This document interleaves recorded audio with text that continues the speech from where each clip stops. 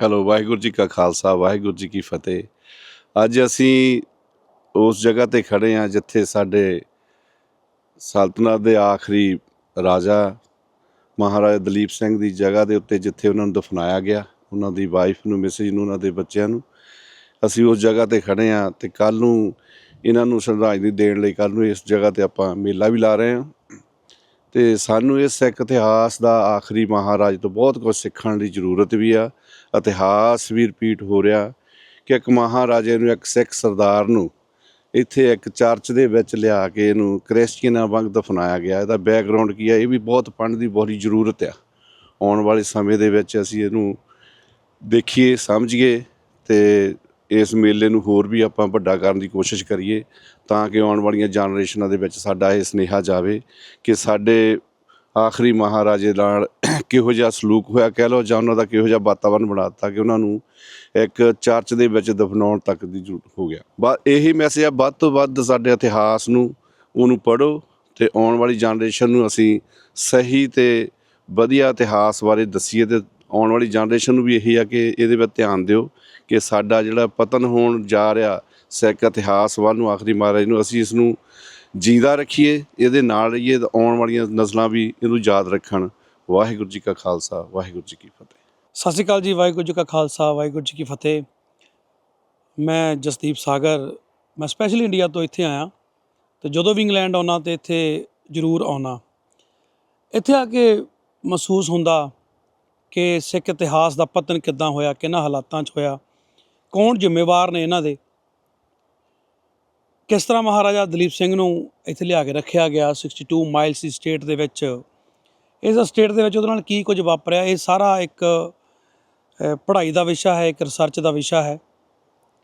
ਮੈਨੂੰ ਲੱਗਦਾ ਸਾਨੂੰ ਆਪਣੇ ਬੱਚਿਆਂ ਨੂੰ ਸਾਡੇ ਇਤਿਹਾਸ ਦੇ ਨਾਲ ਜਾਣੂ ਕਰਾਉਣਾ ਚਾਹੀਦਾ, ਕਿਉਂਕਿ ਇਤਿਹਾਸ ਉਦੋਂ ਖਤਮ ਹੋ ਜਾਂਦਾ ਜਦੋਂ ਜਿਹੜੀਆਂ ਨਵੀਆਂ ਜਨਰੇਸ਼ਨਸ ਨੇ ਉਹ ਇਤਿਹਾਸ ਤੋਂ ਟੁੱਟ ਜਾਂਦੀਆਂ।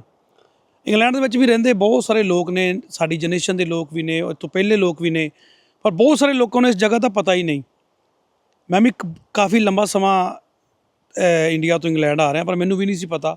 ਪਿਛਲੇ 3 ਸਾਲ ਪਹਿਲਾਂ ਮੈਂ ਇੱਥੇ ਆਇਆ ਅਤੇ ਫਿਰ ਮੈਂ ਹਰ ਸਾਲ ਆ ਰਿਹਾ, ਇਹਦੇ 'ਤੇ ਪ੍ਰਚਾਰ ਵੀ ਕਰ ਰਹੇ, ਗੱਲ ਵੀ ਕਰ ਰਹੇ, ਸੋਸ਼ਲ ਮੀਡੀਆ 'ਤੇ ਪੋਸਟਾਂ ਵੀ ਪਾ ਰਹੇ ਤਾਂ ਕਿ ਸਾਡੀ ਗੱਲ ਲੋਕਾਂ 'ਚ ਜਾਵੇ, ਸਾਡਾ ਮੈਸੇਜ ਲੋਕਾਂ 'ਚ ਜਾਵੇ। ਸਾਡਾ ਆਖਰੀ ਮਹਾਰਾਜਾ, ਉਹਨੇ ਆਪਣੀ ਜ਼ਿੰਦਗੀ ਕਿੱਦਾਂ ਕੱਟੀ, ਉਹ ਕਿਹਨਾਂ ਹਾਲਾਤਾਂ 'ਚ ਉਹਨਾਂ ਨੂੰ ਇੰਡੀਆ ਤੋਂ ਇੰਗਲੈਂਡ ਲਿਆਂਦਾ ਗਿਆ, ਕਿਹਨਾਂ ਹਾਲਾਤਾਂ ਦੇ ਵਿੱਚ ਉਹਦੀ ਡੈਥ ਜਿਹੜੀ ਉਹ ਪੈਰਿਸ 'ਚ ਹੋ ਜਾਂਦੀ ਆ, ਪਰ ਉਹਨਾਂ ਦੀ ਜਿਹੜੀ ਆ ਕਬਰ ਆ ਉਹ ਐਜ ਏ ਕ੍ਰਿਸਚਨ ਇੱਥੇ ਐਲਵਰਟਨ ਦੇ ਵਿੱਚ ਬਣ ਜਾਂਦੀ ਆ। ਬੜਾ ਕੁਝ ਰਿਸਰਚ ਦਾ ਵਿਸ਼ਾ ਹੈ, ਰਿਸਰਚ ਵੀ ਕਰਨੀ ਪੈਣੀ ਆ,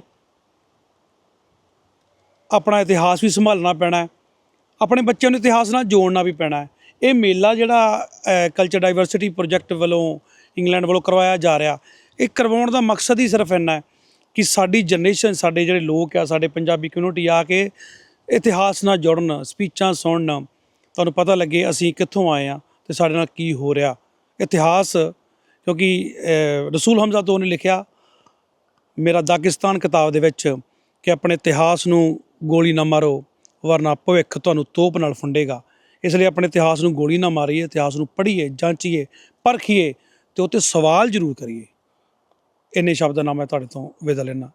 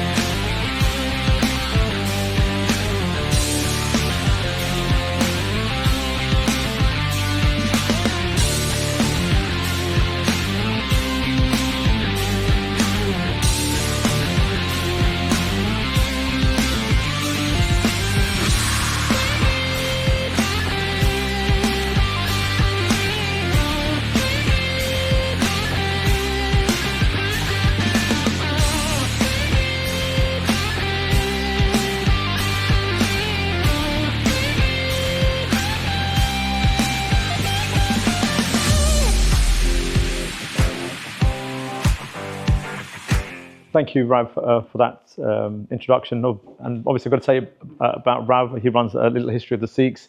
It's an amazing organisation, does tours of heritage sites around England. So please go on his website, on his social media, and do look him up on his tours. So today's talk is going to be about the life of Maharaja Dalip Singh and his family. And I'm going to give a little background information into the Punjab, where Maharaja Dalip Singh came from, and also about how the Sikh Empire, the empire founded by Ranjit Singh, was founded in the Punjab. Now, just to give you an idea of the region we're talking about, this is a map, an early 18th century map of Greater India. The area shaded in the pink colour is actually the area of Greater Punjab. So this was not only Ranjit Singh or Dalip Singh's kingdom, but other princely states of northern India known or under the banner of Punjab.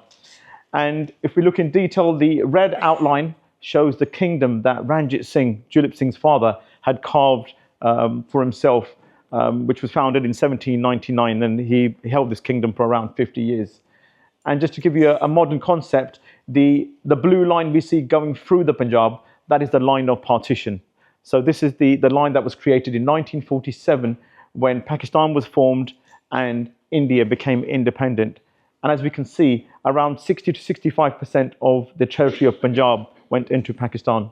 So the rise of the Sikh missiles. Now, in the middle of the 18th century, there was a power vacuum in the Punjab. The ruling Mughal authorities were crumbling. The East India Company were expanding their territory from the Bengal region. And from the Middle East, from Afghanistan and Persia, they were constantly looting and plundering into India via the Punjab. So the Punjab was like a buffer state between India and the rest of the Middle East. And it took the brunt of the looting. Now the Sikhs, who were the sort of major population and the warrior race of the Punjab, formed confederacies. These confederacies were very similar to the Scottish clan system. So these missals, what we call them missals, which were actually clans. And these 12 missals would rule their own section of the Punjab. And on the outset of an outside attack, the 12 missals would come together as one fighting force and eradicate the enemy. Now, amongst one of the smaller missiles was the SIKH missile. And although it was one of the smaller ones, it had a very young and inspiring leader called Ranjit Singh. Now, Ranjit Singh had a vision. He had a vision to consolidate all these missiles under one banner. And one by one, he began taking over the other missiles, either by friendship or by force. By 1799, he had captured the capital city of the Punjab, which was Lahore. And by 1801, he was crowned the Maharaja of the region. And just to give you an idea, the kingdom that he had carved for himself was equivalent to the size of Great Britain in size. So it's quite a huge territory. We've got a small family tree of Ranjit Singh. So Ranjit Singh's father was Sardar Mahar Singh. Now, he was a chieftain, and it said that had Mahar Singh not met his premature death at the age of 30, he surely would have become the ruler of the Punjab himself. Mahar Singh had one son, Ranjit Singh, and Ranjit Singh had 7 sons himself. From his most famous wife, Jind Kaur, he had Dalip Singh, who is the subject of today's talk, and he had 6 other sons from various other queens. By 1805, the British East India Company realised that Ranjit Singh was a major powerhouse in the Indian subcontinent, and they sought a treaty of friendship. But Ranjit Singh kept expanding his territories at an alarming rate, and there was genuine fear that he may come into the East India Company's British domains. So by 1809, they had the Treaty of Amritsar, which recognised Ranjit Singh's southern border, which was the River Satluj, as his southern border with the British. And now, as his border was fixed with the British, he concentrated his efforts northwards towards Kashmir and westwards towards Afghanistan, and his territory actually went up to the Khyber Hills. In 1839, Ranjit Singh dies after a series of strokes, and that's when the history of the Punjab gets a bit murky. The issue is Ranjit Singh had 7 sons from 7 different wives, and obviously when you have that, every mother wants their son to become the ruler, and that's exactly what happened in the Punjab. Ranjit Singh favoured his eldest son, Karak Singh, to be the ruler after him, but Karak Singh was a very weak man who preferred to spend his time with holy men rather than fighting his wars. And within a year, he was overthrown by his own son, Nur Nihal Singh, Ranjit Singh's grandson. In 1840, after being on the throne of his father for 6 months, Karak Singh passes away. On the day of his father's funeral, Karak Singh Nonihal Singh cremates his father and is riding back into the Lahore fort when the stone archway of the Lahore fort gate falls upon him and crushes his skull. Now, is this murder or is this an accident? We will never know. The other sons, i.e. Sher Singh, who was the second son of Ranjit Singh, put forth their claims to the Punjab. But Chand Kaur, the Queen Mother, the mother of Nonihal Singh, claimed that her daughter-in-law Sahib Kaur was expecting a child. And should that child be a son, he would be the rightful heir to the Punjab. So there was a waiting game. A few months pass and Sahib Kaur gives birth, but the child is stillborn. But Chand Kaur still refuses to hand over her power. So there's a little standoff, and after a few months, Sher Singh gets very frustrated, sends in a contingent of his forces, overthrows his sister-in-law, he pensions her off, and he takes control of the kingdom. Months later, Chand Kaur and Sahib Kaur are found dead in their estate, which had been given to them by Sher Singh, and all fingers pointed towards Sher Singh. And here we have Ranjit Singh, the father of Maharaja Dalip Singh, known as the Lion of the Punjab. And if we look very carefully, he had one eye, the one-eyed Lion of the Punjab. And that's because he lost the sight of his left eye when he was a child due to smallpox. But he always used this to his advantage and said, God gave me one eye, so I would look upon everyone equally. Now, he married Maharani Jind Kaur in 1835, who was the mother of Maharaja Dalip Singh. Jind Kaur was actually the daughter of the royal kennel keeper, basically the man who looked after Ranjit Singh's dogs. He was the houndsman.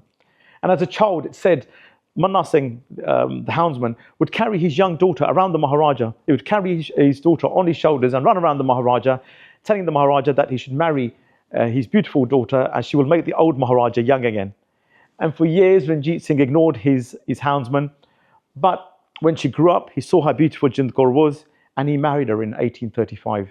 And in 1838, Maharaja Dalip Singh, their only son, was born. And here we can see an early watercolour painted by Charles Harding, who was the son of the Governor General Sir Henry Harding in 1847, a very accurate depiction, and probably one of the earliest portraits done face-to-face of the Maharaja. So for the next 4 years, Dalip Singh enjoyed the fruits of his position. He became the Maharaja of the Punjab, his mother became the regent, and his maternal uncle, Jawar Singh, i.e. his mum's brother, became the Prime Minister. So as Dalip Singh enjoyed the fruits of his position, his uncle abused his position. And what he did, he had the other two sons of Ranjit Singh put to death. Now, when the Sikh camp heard of this, they summoned the Prime Minister to their camp. And Jawar Singh, being a clever man, or thinking he was a clever man, he took the 5-year-old Dalip Singh with him, thinking, the Sikh army will dare not touch me if the young Maharaja is present. How wrong he is. When he enters the Sikh camp, the Prime Minister is ordered off his elephant, he's shot, and his head is severed. Jind Kaur, his sister, could only look on as a brother is brutally killed in front of her very eyes. Now, it's said, to punish the Sikh army for killing her brother, the Maharani sends the army to the southern border to provoke war against the British. Now, I won't go into the ins and outs of the First Anglo-Sikh War because it really is a subject for a talk on its own. But the result was the Sikhs were defeated, the British East India Company entered the Punjab, they installed a British resident who would look after and administer the kingdom on behalf of Dalip Singh until he reached the age of 16. And for this, they would charge an annual fee to the Sikh government, and also there would be an indemnity to be paid, a war indemnity. And they make the Sikh government sell the territory of Kashmir to a puppet prince, Gulab Singh.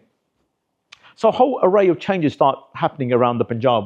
A year later, in 1847, the Queen Mother, i.e. Dalip Singh's mum, is actually imprisoned because she keeps meddling in court affairs. She's firstly imprisoned in Lahore and then taken away to Shekhapura, which is on the southern part of the Punjab, and then completely removed outside of the Punjab.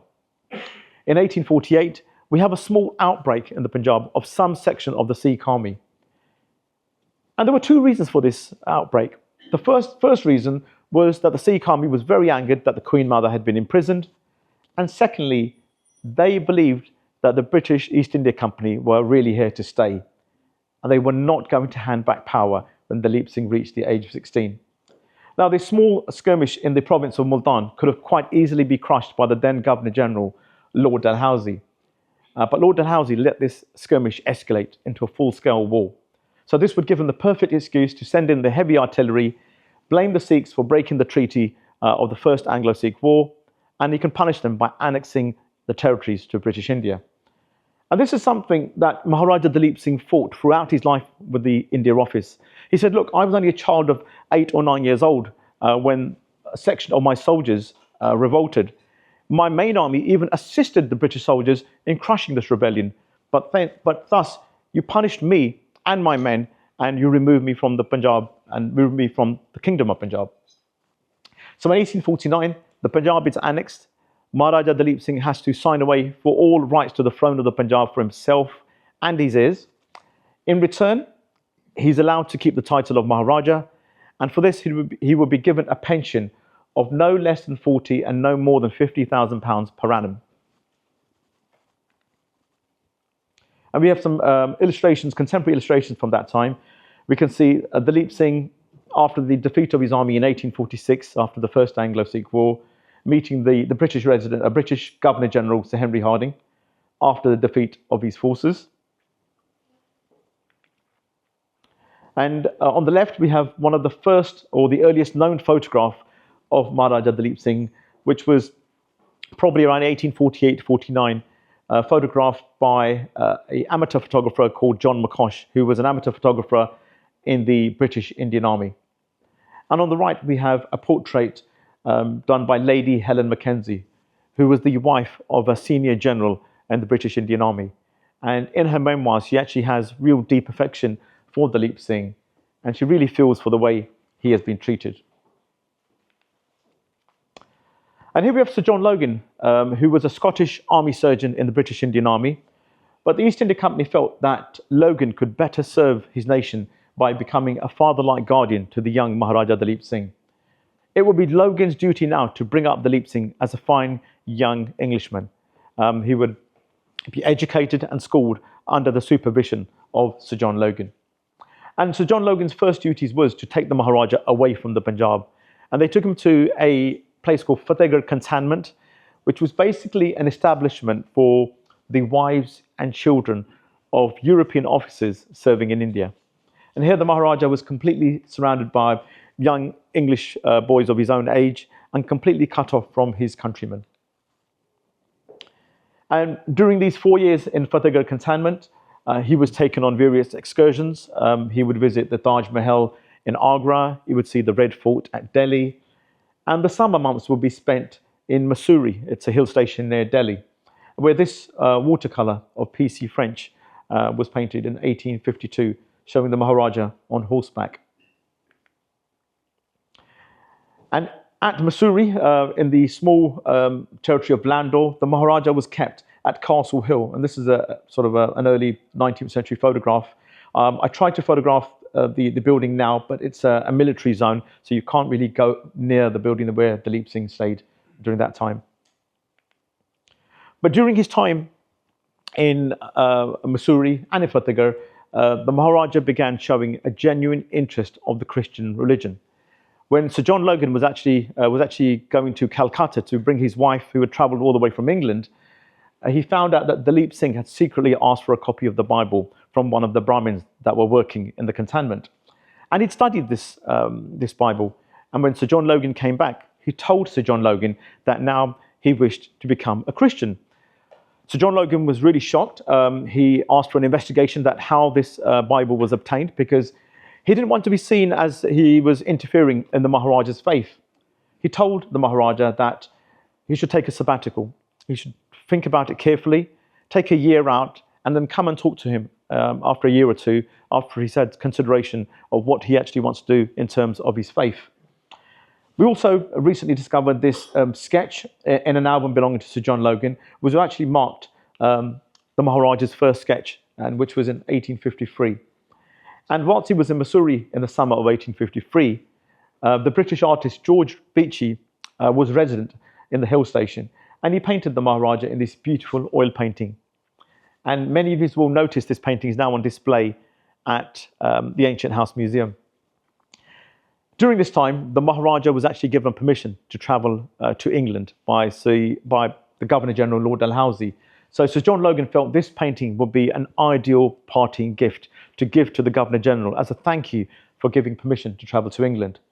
And in return, Lord Dalhousie gave the Maharaja his own gift, a leather copy of the Christian Bible, which again is at the museum now. So if you go to the museum, you can see both of these gifts, which went in opposite directions, are now finally together on display at the Ancient House Museum.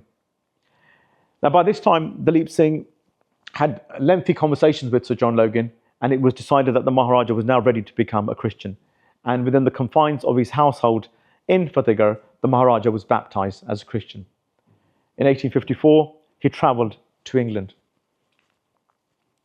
In May, he reached London in May 1854, and he was given an immediate audience with Queen Victoria. She took an instant liking to him. She encouraged him to mix with the royal princes, to open correspondence with the Prince of Wales, the future Edward VII. He had a very affectionate relationship with the very ill Prince Leopold, and he would even holiday with the family at Osborne House in the Isle of Wight, where this photograph was taken of the Maharaja in the rear gardens, and it was actually photographed by Prince Albert, the consort.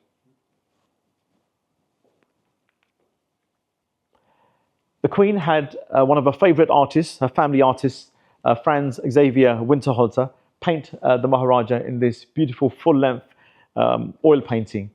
And this really is an example of 19th century photoshopping, where the Maharaja is made to look much more handsome, much more taller, and much more flamboyant than he really was.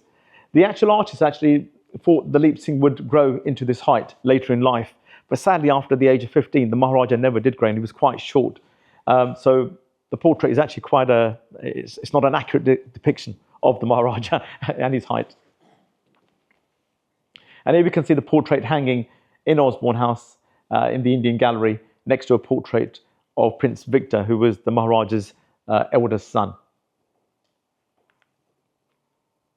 And here we can see some of the drawings and sketches done by Queen Victoria in her personal sketchbooks, sketch pads, and in her diaries as well. And these are all available to see in the Royal Collection at Windsor Castle.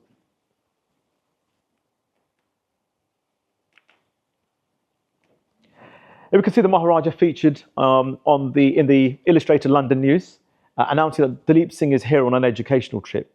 But sadly, when the Maharaja arrived, he was told he wouldn't be allowed to go to any institute to study. They felt that there was no place for a native prince, and secondly, they felt he may be thrashed by the other boys. So the matter was dropped. And it really affected Dalip Singh because that was one of the reasons he had come to England. And two very popular or famous busts of the Maharaja.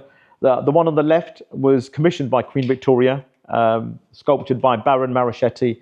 It's actually in the Royal Collection now and on display at Osborne House.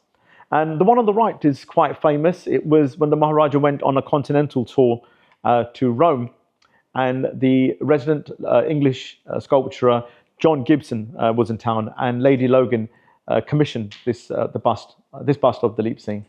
And this was quite famous because in 2007 this came up in Bonhams, and the £20,000 to £25,000 valuation went through the roof when the hammer fell at £1.7 million. And I was actually asked to research this bust for the auction house. And I discovered that for around 30 to 40 years, this bust was on a pedestal in the front garden of a cottage in Norfolk, in the village of Blow Norton. And nobody had batted an eyelid. And the owner's son, who was an alcoholic, tried to sell this bust in the local pub. But there were no takers. Nobody wanted to buy it. He was offering £50 for the bust, and nobody would take it. And it just so happens about 10 years ago, I was giving the same talk in the village of Blow Norton, and I said to the people in Blow Norton that this bust came from your village. It was in the front garden of Hampton House, and nobody even batted an eyelid. And as I said that, this chap in the audience stood up and said, "Mr. Bance, I remember Cyril Crowe offering me that bust, but he offered it to me for £40. So I put the question to him. I said, "Do you not regret investing £40, which would accumulate to 1.7 million, And he says, no, I have no regrets. And I thought, what a liar. I would admit it. So the Maharaja became the ideal party accessory, invited to every royal gathering, every state opening of parliament. And here we can see the Maharaja featured on the front page of the graphic newspaper, standing behind Queen Victoria. Again, another lithograph, a contemporary lithograph from 1863, shows the Maharaja in a blue turban at a debutant's ball. We can see all these debutants, which was very popular in the Victorian age, meeting Queen Victoria. And some other early events, so we got the wedding of the Prince of Wales. The Leipzig we can see standing behind the royal princes, so very prominent amongst the visiting of the foreign royalty. So he always took precedent amongst the royalty, and also present at the wedding of Princess Victoria, which was Queen Victoria's daughter. And the Leipzig is right there in the painting, and Queen Victoria's at the top. Yeah.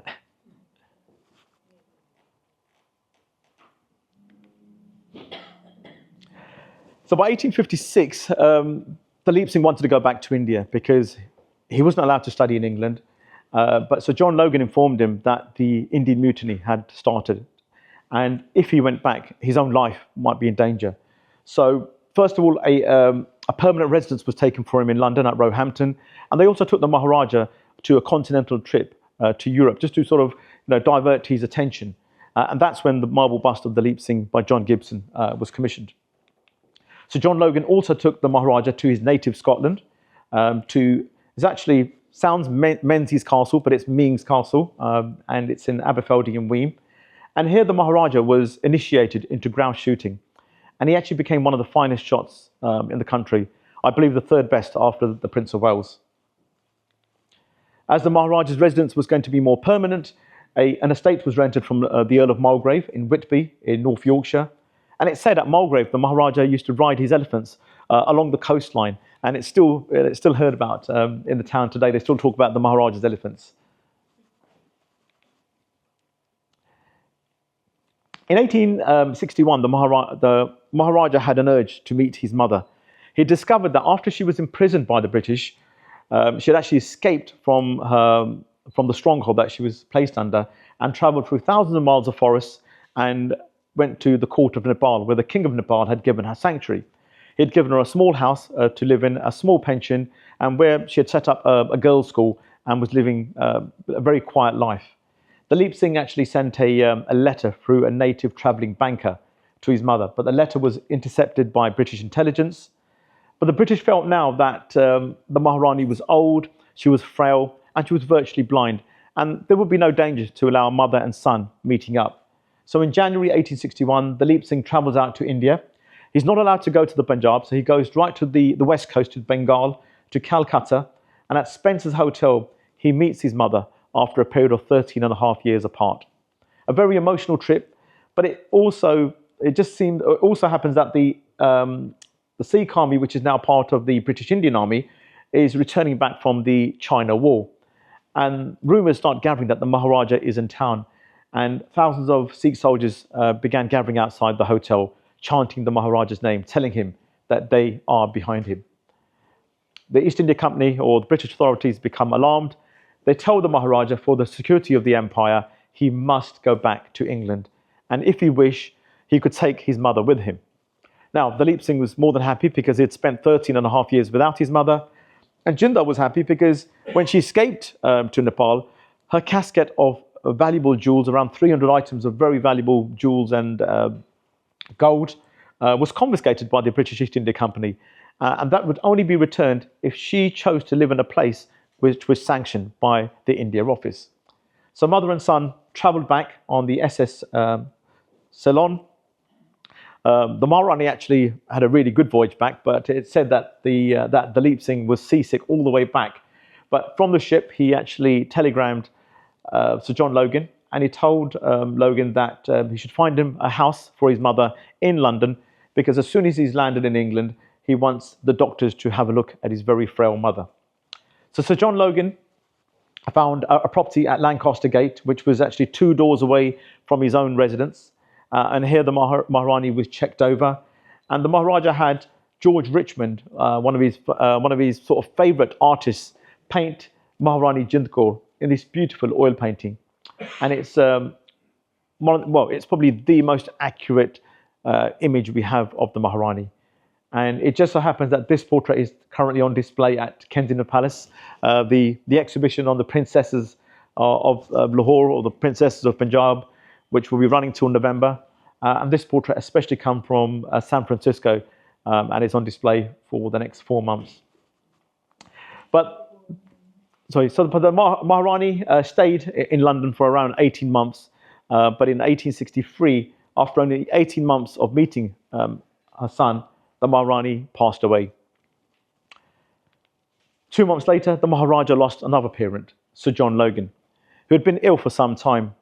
Originally, Sir John Logan was going to be buried in a mausoleum which the Leap Singh was building on the Elvedon estate across the road. But Lady Logan felt that as Sir John Logan had spent his last happy years in Old Felixstowe, he should be buried in that very town. And at the Maharaja's very own cost, he built this red granite and white marble memorial. And it said, at the funeral of Sir John Logan, he openly wept and said, "Today I've lost my father." So in 1863, late 1863, the Maharaja was finally given permission to take his mother's remains back to India. At that time, cremation was illegal in Britain, so we had to get special permission from the India office to take her remains to India for cremation. He wasn't allowed to go to the Punjab, so it was agreed that he could take her to the southern part of India, i.e. Bombay, and on the banks of the river Godavari, he was allowed to conduct a cremation service. When he left for India in 1864, in the spring of 1864, his ship landed at Cairo. And at Cairo, his valet became ill, and the Maharaja had a few days to have a look around the town. And he recalled on his first journey to London in 1854 that there was a missionary school in Cairo. And he visited this missionary school and met the principal and asked him whether there was a suitable Christian lady who he could mold into his own so he could marry her, because he wanted somebody who didn't have her own mind, somebody he could mold. And they actually introduced him to Bamba Mullah, who was a half Abyssinian, half German student come teacher at the American mission. The Maharaja took an instant liking to her, and he actually proposed to her straight away. Bamba didn't want to marry him. She felt that she had God's work to do. She was a missionary and wanted to spend her time in preaching the Lord's work. But the principals at the college convinced her, but maybe this was the Lord's way. Maybe her job was to go to England and spread the Lord's message in England.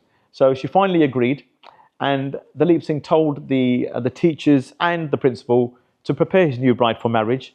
For after he carried out the duties of a son in Bombay, he would come back and marry his new bride. So he went off to India.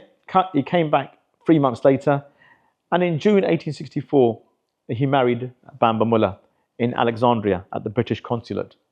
They had a short honeymoon in Ramleh, and then the Maharaja purchased a small boat called the Ibis, and for their honeymoon, both newlyweds went along the Nile and they distributed Bibles and did missionary work. And the Maharaja came every year to visit the mission, and he would distribute Bibles with the Maharani. But when he fell out with the government, he actually donated the boat to the American mission. And up to 2016, the boat was still part of the mission, and it was moored on the Nile, and it was used as a coffee shop and library for the American mission. And when I visited in 2019, just after the pandemic, the boat had been decommissioned and a new Ibis had been put in its place. So the Maharaja took his new bride back to Britain, but as his newly purchased Elvedon Hall was being refurbished, he took the Maharani to his hunting lodge in Auchlin in Scotland.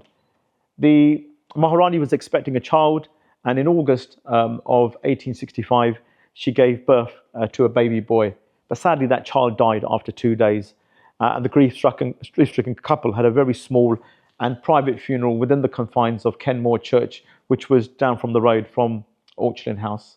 And this is an original photograph of the tomb of the young, or the firstborn of Maharaja Dalip Singh, and that's how it looks today. And here we have Elverton Hall, known as Admiral Keppel's Hall. This is how Elverton Hall looked at the time when Dalip Singh purchased it. And the Maharaja spent thousands of pounds, which he borrowed from the India Office, which were secured on the property, to refurbish the house, and it ended up looking like this when he finished. And we kind of an early plan of the house showing the aviary, because he had a huge aviary of exotic birds from all over the world in this aviary he'd built, fountains on the right, and servants' quarters on the left. This was actually demolished later on when the Guinness family expanded the current hall to the hall to its current size. The Maharaja wanted Elverton Hall to be his very own palace. He wanted it to be reminiscent to the fine Mughal palaces he was accustomed to when he lived in India. And he sent photographers and architects to India, consulted photographs by Bourne and Shepherd, and the hall was actually fit for an Indian prince when it finished. But he also put the Maharaja in a huge debt as well. We can see some of the workforce at the hall. We can see the Maharaja's Sikh valet Arul Singh, who stayed with the Maharaja till the end, and members of the Mays family, a very local family. Their descendants still live in Thetford. They gave 3 generations of service to the Maharaja and his children.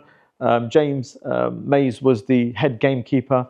Their children and grandchildren were maids and ladies in waiting to the prince and princesses right up to the 1930s.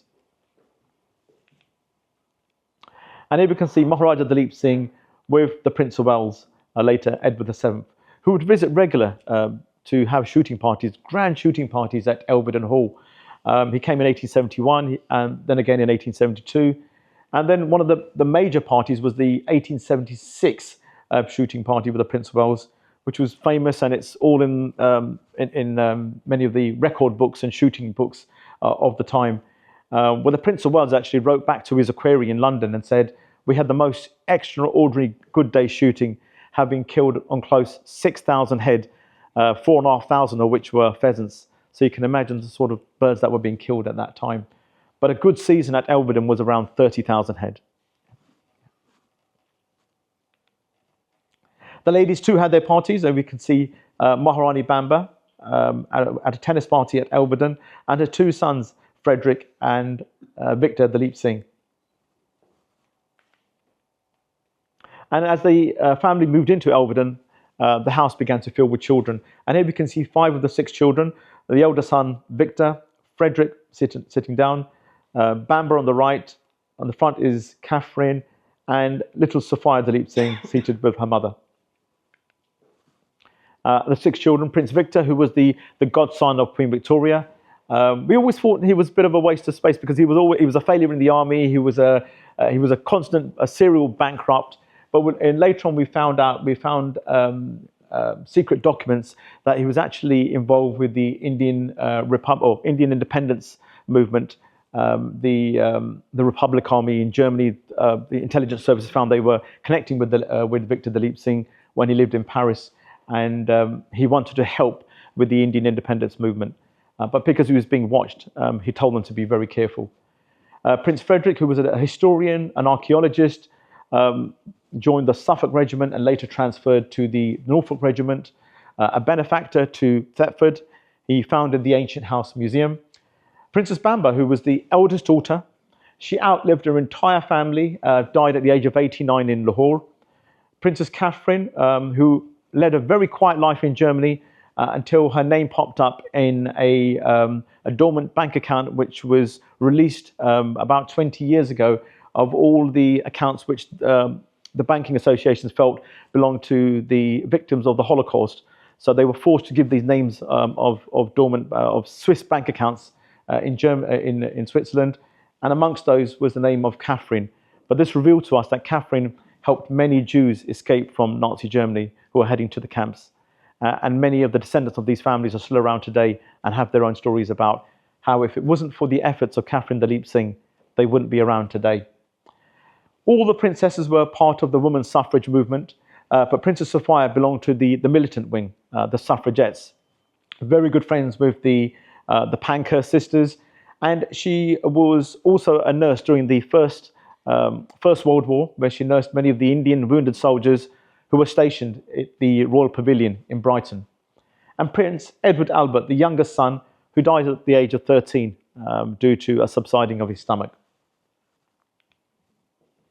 A couple of portraits of the family. We got Prince Victor Dalip Singh, painted by George Richmond, the same artist who had painted the Maharani, his grandmother, in 1862. And on the right, a painting which was commissioned by Maharaja Dalip Singh by Sydney Hall. And this was to celebrate the Prince's 13th birthday. And this painting was given as a gift to Queen Victoria and now hangs at Osborne House.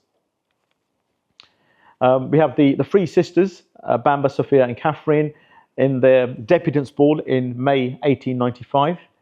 And on the left, the only photograph of the three sisters, and probably the last photograph the three sisters took with their brother Edward, which was taken in Brighton just before he died in 1893.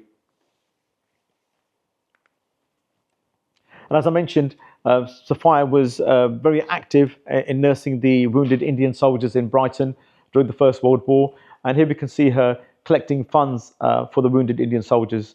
There was a day called Indian Day, where they would go around collecting, holding stalls and collecting funds for the Indian soldiers. And here we can see the Suffragette newspaper and a photograph which features Sophia Dalip Singh selling a copy of the Votes for Women outside the gates of Hampton Court Palace. And she was also in 2018 featured in a Royal Mail stamp marking the anniversary of the 100th anniversary of Votes for Women. And she had her own stamp to commemorate her efforts in this movement. Prince Frederick Dalip Singh, a benefactor to Norfolk and Suffolk, here in his Norfolk regimental uniform. The uniform is actually on display at the Ancient House Museum, a museum which he had founded in 1921, I believe. And his huge collection of books on local history were donated to the library at Thetford, which has the Prince Dalip Singh room, and also his huge portraits of local Norfolk worthies were donated to the Guildhall, around 250 pictures, which are on display not only at the Guildhall, but some also at the Ancient House Museum as well. And here we have Vanity Fair mocking the Maharaja's fast dwindling appearance with his pot-belly, receding hairline and a cigarette hanging out of his mouth. By the late 1870s, 1880s, the Maharaja was finding it very difficult to bring up his royal family on the pension he was given. He was promised a pension of £40,000 to £50,000 per annum, but at best he received £25,000.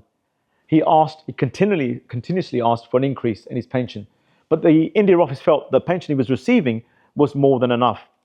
The Maharaja became disillusioned by his surroundings and started delving into his financial position. He instructed his cousin in the Punjab, Thakur Singh, to look into his financial affairs. And in 1884, his cousin visited him in London with some really important news. Now, what Thakur Singh discovered was that Dalip Singh and his estate, or Dalip Singh's personal family estate, was illegally confiscated during the annexation of the Punjab. So this was property which was owned by Ranjit Singh or Ranjit Singh's forefathers well before he had come to the throne of the Punjab. So this was his personal family possessions and land.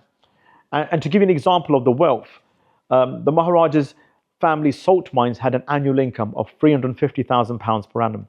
Yet his pension that he was receiving was only £25,000. So the Maharaja built a case up, put this to the India Office, and they refused to even give him a trial into his financial affairs. The Maharaja decided enough was enough.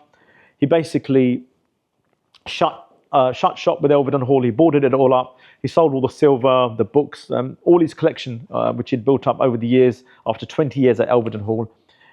He had many auctions on the estate, took his family and headed to India. But when the ship docked at Aden at the halfway point, the British resident came on board and arrested the Maharaja.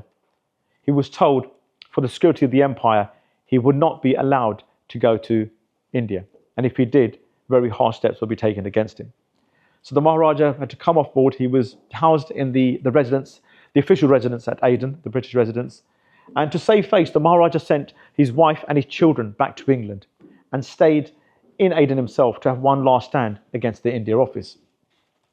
He called upon his cousins to visit him at Aden, and one of his first acts of defiance was to embrace the Sikh religion, and he was baptized at Aden at the residence. That summer, the Maharaja became quite ill, and the British resident at Aden felt that the Maharaja must move to a cooler climate because it would have been terrible had he died whilst he was under British house arrest. So the Maharaja was told in very stern words he could go anywhere in Europe, but if he attempted to go to India again, he would be arrested and very harsh steps would be taken against him. So the Maharaja took a steamer to Marseille, and from then he took a train to Paris, where a whole array of dissatisfied anti-British organisations contacted him. They were all sort of marking him out because they were reading the papers and they were looking at the situation that Dalip Singh was in. Katkov, a Russian agent and journalist, contacted the Maharaja, telling him that he should come to Russia and the Russian king would give him 40,000 men to go into India via Afghanistan. And when the Maharaja would go to India, the Sikhs in the British Indian Army would see the Maharaja and come to his side. The Irish Fenians in Paris, they would get the Irish regiments in the British Indian Army to rebel at the rear. There was also the German intelligence was keeping an eye on him, as well as the French underworld. But little did he know that Colonel Tevis, who was the Maharaja's trusted aide, was actually a British spy. Tevis was actually an American Irishman who was actually trained by the British to spy on the Fenian movement in Paris. But when the Maharaja arrived in Paris, he was told to find a job within the Maharaja's household. And unknowingly, the Irish Fenians would actually recommend Tevis, the Maharaja, would recommend Tevis to the Maharaja and tell him to get employment within the Maharaja's household. So from that point, every letter, every correspondence, every meeting that the Maharaja had was basically noted by Tevis, and he would send this to London's Whitehall. So every movement of the Maharaja was known by the intelligence services. The newspapers in Britain were mocking the Maharaja. They showed Katkov dressed as the Russian bear, playing the flute, and Dalip Singh dressed as an Irishman, Patrick Casey, dancing to his every tune. The Maharaja did, however, make it to Russia, and that's because he disguised himself as an Irishman. He lost the intelligence services that were following him, lost him on the train, which was traveling via Berlin. But when he arrived in St. Petersburg, he found out that Katkov had been poisoned. And he was the only person that was going to introduce him to the Tsar of Russia. Weeks later, Dalip Singh was told his cousin Thakra Singh Sandhawalia, who he had sent to the Punjab to gather funds for his movement and visit the other Maharajas for support, had also been arrested and then poisoned whilst under British house arrest. The Maharaja's mission in Russia had failed. It actually failed before it even started. He was heartbroken and he came back to France. And when he arrived in France, he found out that Bamba Mullah, his wife in England, had actually died a few weeks later. She'd actually gone under depression, started drinking, and when her daughter Sophia had got pneumonia one night, she sat praying beside her daughter all night. In the morning, Sophia had recovered, but Bamba had fallen into a coma and died. The Maharaja now married his mistress, Ada Weverill. They had two daughters, Irene and Pauline. And the Maharaja's health began to fail. He had a series of strokes and his health was very frail. He actually decided that he should write to Queen Victoria and ask for an apology to her. And he asked his son, Victor, to visit him in Paris. The following summer, Victoria visited the south of France at Grasse, and she gave the Maharaja an audience. The Maharaja met her and he fell to her feet and he wept. The Queen gave him a royal pardon, much to the dismay of her royal ministers.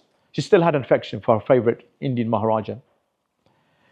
The Maharaja did come to England once more, and that was to see his ailing son, Edward Albert, who was dying.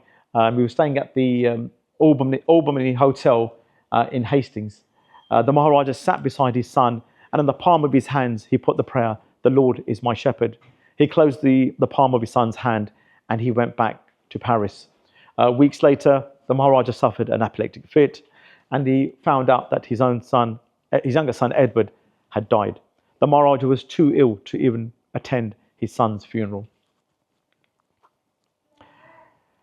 All alone in 1893, on October 21st, at his Paris hotel room at the Tremorville in Paris, the Maharaja suffered another epileptic fit. He lingered unconscious and was found 2 days later on the 23rd of October. His family came to see him and decided that his body be taken back to Elvedon and he be buried beside the graves of his wife, Maharani Bamba, and their younger son, Edward Albert. Elvedon Hall, because it was loaned and it had so much money secured on it from the Maharaja's extravagant lifestyle, was sold by the trustees of the India Office. And the Guinness family, who are the present owners, purchased the house in 1894 from the trustees. And we can see this is the Maharaja's original portion. This is from the back. And the marble hall, which we see in the centre and the extension on the right, is an addition by the Guinness family. So it's not actually part of the Maharaja's house. Lord Iver at the time just wanted to carry on the same Indian architecture into the Indian Hall. Fittingly, in 1999, the then Prince of Wales, now King Charles III, unveiled a bronze equestrian statue to the Maharaja due to the friendship that the Prince of Wales always had with Dalip Singh, i.e. Edward VII. In 2016, we had the first feature film, The Black Prince, which starred a Sufi singer by the name of Satinder Sartaaj to portray Maharaja Dalip Singh in this Hollywood production. And presently we have a major exhibition at Kensington Palace, which runs till November. There's about 120 objects on the life of the princess. And the reason Kensington was chosen because Kensington was a place where Queen Victoria was born and Sophia was her goddaughter. And this year is a 150th birth anniversary. So they felt this was a really good venue for the exhibition. But it tells the story of not only Sophia, but all the women that shaped her, including Queen Victoria, Maharani Jinda, her grandmother, and Maharani Bamba, her mum, who died tragically when Sophia had caught pneumonia. So if you do get a chance, do have a look at the exhibition. It's beautifully done by Historical Royal Palaces, and some of the real sort of personal objects belonging to the princesses and to the Maharaja are on display. And obviously, a major part of the exhibition is the story of the suffrage movement and her involvement with the suffragettes. And to coincide with the exhibition, I produced my third edition to the Dalip Singh, or third episode to the Dalip Singh story, this volume, The Last Royals of Lahore, which tells the story all updated with sort of personal anecdotes from people who knew the princesses. And the book is available also here today as well. So I finished on that slide. Thank you very much. And if there's any questions, I'd be happy to answer any.